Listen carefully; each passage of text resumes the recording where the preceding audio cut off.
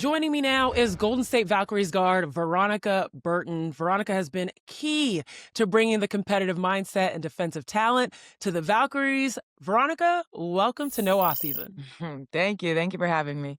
I cannot imagine how you're feeling right now. We're talking to you one night after you made history. Now, I know around the Valkyries org, you guys don't like to use expansion team. I get that. I get that.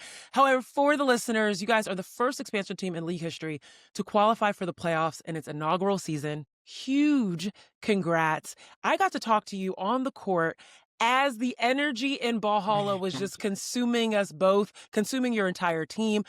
Can you just take us through what that night was like for you? Not just like the win, but coming into the game, going in the game, and then that culmination. What was that like? Yeah, it was definitely one, obviously we were aware of kind of what was at stake. It wasn't necessarily super talked about. As players, we know what's at stake. We knew if we won, we clinched the playoffs, and obviously how exciting that was. Our coaching staff just kind of reminded us that this is just any other game and to not really get too caught up in it. Coach Nat was even saying that this is the hardest game of the season just because we knew what it Mm, was about. And obviously Dallas, it's easy maybe looking at their record to, not take them as seriously as they should be taken because they are a very good team and a very competitive team. So I think from a mental approach, like it was something that we were aware of, something that we didn't want to get too caught up in, but also wanted it to motivate us and give us that energy. And so I think going into it, obviously we didn't have a great start. I think that we just came out a little flat, for a team that's fighting for a playoff spot. We didn't set the tone as a starting group, and we called a quick timeout, and that laid into us, rightfully so. right? And again, I just think throughout the first half, we weren't hitting shots that we usually hit, but we also were a pretty lackadaisical on the defensive end. Communication, I think fatigue was a little bit of a factor, but that's where just relying on our whole team came in. Again, Sure. we got laid into at halftime, watched some film, got called out a little bit, and but I would say that second unit really is the unit that propelled us, really got us back into that game. Kate's hit some huge shots. Carla was incredible. Mo's energy. So really, just it was a whole team effort, and we were able to get it done. Oh, okay. If you guys don't know, Natalie Nakase likes to say that she MFs people. You can guess what MF means. So every time you're saying we got laid into, I'm like, oh, I know she was MFing them. But what's impressive is that you responded. You responded every time. This was a game of runs. You go down 0-10 to start the game, and then you go on your own 17-6 run. And it was like that back and forth. This is what we've been saying about the WNBA all season long. You can't sleep on anybody at all, period. There's just too much talent there. There's the particular contribution that you made towards the end. I mean, throughout the game, being the leader you've been throughout this season, you're one to put the team on your back, make a play, get into the paint, get a foul. That's what you do. But particularly at the end of the game, making free throws. You guys were up 2. You made a crucial 3-point play. You're going to the line, not even just in that play, but particularly as the seconds are getting counted down and Dallas is trying to stop the clock. They're putting you on the line. What was going through your mind in that moment to stay focused and hit Yeah, it those was shots? just put them in. I've taken those shots so many times. I've practiced them Mm. in empty gyms. Everyone practices free throws. I definitely said a prayer before every single free throw that I took. Yeah. Just trying to stay focused, stay present. Again, we were in a good position, so I think that was helpful too. Just extend the lead. That's what I knew we needed to do. We didn't want to foul on the other end, so we weren't really being aggressive, and they were scoring pretty quickly. So just keeping it to a 2 possession game was the biggest thing that I wanted to do, and I was able to do that. Well, shout out to those prayers. They looked out. You're right, always. They always, right?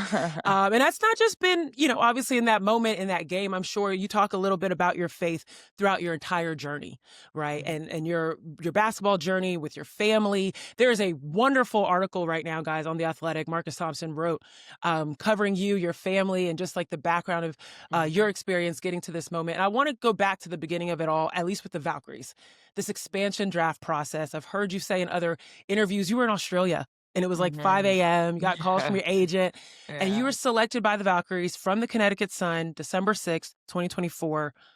What was your thought going into this new team, especially considering what you had been through leading up into that moment? Mhm.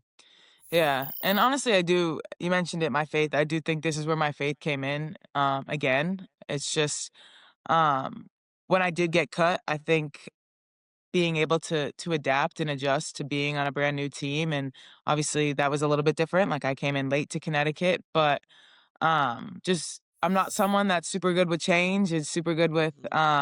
adjusting on the fly, and I think that was a moment that stretched me and challenged me, and so that was something that I really kinda had to get used to and adapt to, and so, again, just faith, just trusting that I prayed a lot about it. I was able to have some awareness going into it, that I wasn't protected, so I definitely knew it was a possibility, but then to have that kinda be a reality and me have really no control over it. That's where I just trusted in God, trusted in His plan for me, and it was bigger than me. Mm. And so I was grateful too. What an amazing opportunity to be a part of something new and a coach that hand selected me. So I was excited. Yeah, that is really special. And I don't know what it is about us younger children. I am also the youngest in my family, and change feels a little Right. bit weird for us. I get that. I get that. But it is really dope that I never even thought about that. Being hand selected by a Mhm. team is really special. And then being hand selected to a program that wants to set a standard as an expansion team, as a new team in the league. From your experience with the Valkyries so far, like, what's been important for new teams? And the show is we recently was talking about how the Valkyries have been setting the blueprint really Mhm. for these expansion teams that are coming out. Like, what would you say is like the most important for new teams to have in order to set players up for success with these new Yeah. teams? Yeah, I've talked a little bit about just from top to bottom, I think the investment that was put into us, as players, but also as staff, as the entire Mhm. organization. Like, they went all in for us, from ticket sales to marketing. Like, everything was taken care of and everything was just set us up for success. So, from that perspective, I think that was a huge thing. Like, we felt it. We felt like professionals from the moment we joined. And then from a player specific or coaching staff specific, I think the culture, like, Yeah. Coach Nat made it very clear from day one, like, she chose high IQ players and good character people, and, that really did go a long way, and it continues to, and just a lack of ego, I think, in the game of basketball can be huge, and, we've relied on our chemistry, and we've relied on everyone, and, I just think that changes the game. When you have a team that everyone feels confident and everyone feels like they can hit that big shot or make that next play, like, it's a Right. game changer, and so I genuinely believe the culture is the biggest thing when it comes down to sports in general, and, when you have a winning culture, it travels. You know, it's so funny. I was talking to Kate Martin last night at the game, and I was teasing her because when we had preseason pressers with you guys, I had specifically asked, it was her tip, and I can't remember, there might have been a third person on the panel, but I was like, how are you guys going to build chemistry as a new team? And I remember their instinct was, We don't need to hang out all the time to be bestie, like to be good at what we do, right? We don't have to be, best friends in order to be good at our jobs." And I was like, "Hmm, okay." But I vividly remember, Ohema Nyan, your GM, talking about how good people you guys Mhm. are. Like, every single person they've selected has been really easy to work with, like, has been really eager. And I was like, these girls about to be homies. And that's Right. exactly what's happened. Like, you talk Yeah. about the culture, you guys have really established a space that, that's not always the case for every Mhm. single WNBA team that you guys are as close as you are. So that is really, really special that you guys have that already established. I want to get into how maybe that culture, that investment, everything that you just laid out has helped you. Mhm. Because, like, let's just be real. And I love that, our girl, Ari Chambers, called us out in the off top interview. Like, you did put Northwestern on the map. We appreciate you Right. for that. Okay. But there's also been a new evolution to your game, right? As much as you were the defender, the person that you could put on a big time opponent in your roles in Dallas and Connecticut, now you're not just the defender, right? And you're not just a role player. You're a top scorer. I like to call you, in my own little words, backpack Burton. You've put the team on your back a few times. And That's sweet. so I do want to ask, like, this is a stark contrast from your previous experiences. When you joined the Valkyries, did you see yourself being able to evolve in that way? And I would imagine you're a competitor, so maybe the answer is yes, but I want to get your thoughts on Yeah. that. It's definitely a two-way thing. Like, I knew I had put in the work, like, I knew what I was capable of. I had people that were closest to me. Obviously, there's some bias there where the people closest to you are always gonna think you can do it You're the all. best, right? Yeah, literally. Um, but I knew the time, like, I'll be in the gym. Like, I knew the work that I put into it. I knew the style of play, and it would come out in bits and pieces, but there would always be, a piece of me, I feel like, not playing fully as me and not, the confidence was lacking and the comfortability and Mm, just I think that's where I took a leap this year too, is just I was able to play in Australia and I really do believe that helped my game tremendously, physically and mentally. I have been working with a mental performance coach and just kind of getting that mental side of it down and still a long way to go in terms of that. And then I really do think just the buy-in and the trust that my teammates and coaches have instilled in me. There's definitely been lapses this mm, season, even the very first game. Like, I would say I started off that game just like I had started off other years, and I was really disappointed because I knew, like, this it was a fresh start, like, I wanted it to be different, and, but Coach Nat pulled me in, and she knew I was disappointed, and she, like it coulda gone either way, I feel like I was expecting to not start the next game, and instead she mm. pulled me in and was like, "You're fine, like, you're good, we're rocking with you," and, she just instilled so much confidence in me, and, even in the very next game, like, it just felt like a completely different freedom, a completely different confidence, and I was really grateful for that because I didn't know what to expect, and in years prior, it had flipped, and, I think I talk about getting cut, and um, in Dallas or even in Connecticut not playing as much and, like, rightfully so. I don't think I was playing in a way that, deserved playing time or deserved to be on that roster all the time. So, yeah, there were snippets and yeah, there's a beauty in letting people grow in this league because you're not always gonna get it in the first couple years, but there comes down to some self accountability too, and I knew I needed to take a leap just to be in this league. I know what it's like to not be in it, so I couldn't afford to just come in timid again, and so I think that's where I took a big leap. And but I had so many people, teammates and coaching staff, in my corner helping me do so. And there's even on your team, there are other players similar to you that may have been Mhm, out of the league or maybe were mhm. at the end of benches on other teams. And Yeah, 100%. the exciting part about your growth particularly is it's an example of all of this could change. And I want to Yeah, ask, like, you talk about Nakase feeding into you and supporting you in that. Um, how much do you think this evolution, or how would you balance? Because I think it's both, but yeah, how would you balance it being a function of opportunity? Like, yeah, this is just the space that I now have to ball out versus like you discernibly, like the things that you did in Australia to get yeah, better, the things yeah. that you did in the off season to get better. It's definitely both, Mhm. threes, like, I needed to become a better shooter. I needed to change how people covered me in ball screens, and that was a big goal of mine, like, going over to Mm. Australia. There's incredible shooters over there, but, even talking to my coach Kennedy, who was my coach over there for Bendigo, before signing there, it was just like, "Look, I'm not just coming over to play, like, I need to grow, I need to get better, I need to become more of an offensive threat," and he saw that in me, and he watched so much film of me at Northwestern and knew what I was capable of and believed in me again, and that's what I need really, is a coach that believes in me, but is willing to challenge me too. And, Mm. so 100%, like, you can get an opportunity, but if you don't put in the work, like, it doesn't really matter or it's just gonna repeat itself. So I was a firm believer that if the opportunity came, like, I wasn't gonna miss it, and I wasn't gonna let a lack of preparation be the factor that made me miss it. And so I definitely did everything in my power to grow in Australia, and it was great basketball, it was really physical. A lot of WNBA players are over there, and there's a lotta, like, translation in the 2, and so it was a perfect balance of playing 5-on-5 basketball, which I needed because I was getting limited minutes in the W, but also having the opportunity to continue to get like skill sessions in and get a lot Mm. of shots up and especially off ball screens and then put that into practice in game and build my confidence with that. And obviously winning a championship there just gives you more professional experience and I think that carried over a lot. But again, opportunity is a big like is Yeah. it goes a long way.